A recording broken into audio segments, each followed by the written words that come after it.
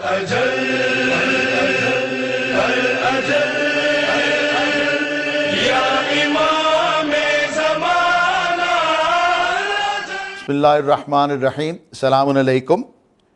Welcome to excerpt number 64, last chapter, chapter number 58 of the book Kamaluddin wa Tamam Nemah, which is right in front of me. And I recommend that all of us must at least try to read it. This has been authored by Sheikh Saduq alayhi rahmah. And we would discuss the attributes of the longevity of Imam. We have discussed his reappearance. Let us also ponder over this fact that do any of us know that it is through the Imam of the time, Imam-e-Zamana alayhi salam, that our worship gets perfected. Let us see what the author has to say in this chapter. The author primarily attempts to reply to the doubters, the opponents, and let us list a few doubts and the replies, the concise replies given by the author. One of the doubts is that due to the concept of fatara means a time when no messenger, prophet or successor is apparent and well known as it was before that time. So also it is possible to have no Imam in today's era, and the birth of Imam Mahdi alayhi salam is yet to take place. This is a doubt, this is a question raised. So the author responds by using the following arguments. He says that we have clear and accepted traditions from the Shia as well as other sects that the world cannot be devoid of the proof of Allah till the day of judgment. The continuation of Imamat is like the continuation of day and night. And in response to a question put forth to Imam Jafar as-Sadiq alayhi salam as to who would be the Imam after him, since he, the Imam alayhi salam, had reached old age, the Imam alayhi salam replied as follows. He says that by Allah, if Imamat stops, the days and nights will come to an end.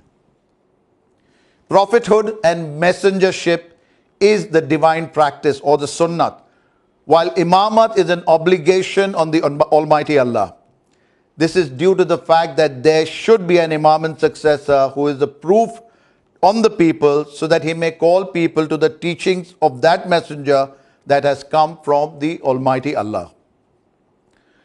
In addition to this, the author continues and says that having a period of fatara does not mean that there will be no proof of the Almighty on earth. Even during this period, there will be a proof of the Almighty who calls people to the teachings of the messenger.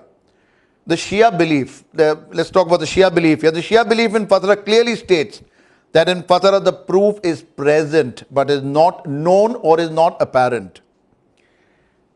Another doubt which has been brought forward in this chapter, number 58, is that if Allah has mentioned everything in the Holy Quran, then why do we require a guide?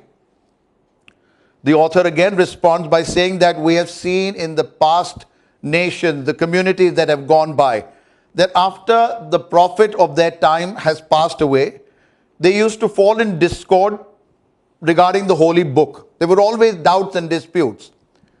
The followers of the Torah, in spite of having the Torah, the followers of Zabur, instead of having the Zabur, and the followers of Injil, in spite of having the Injil, could not become needless of a guide.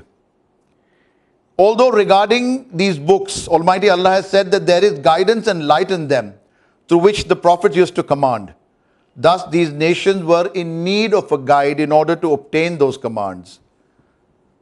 Then subsequently, the author brings miscellaneous traditions about Imam Mahdi alayhi salam. Now, before we conclude this last chapter, which also concludes the summary of the book, we would like to end with a lengthy tradition. It's a pretty long tradition from Imam Raza alayhi salam regarding Imamat. Imam Raza alayhi salam says, and I quote him, "Truly the Imamat is the reins of religion, the state of order of the Muslims, the rectitude of the world and the might of the believers.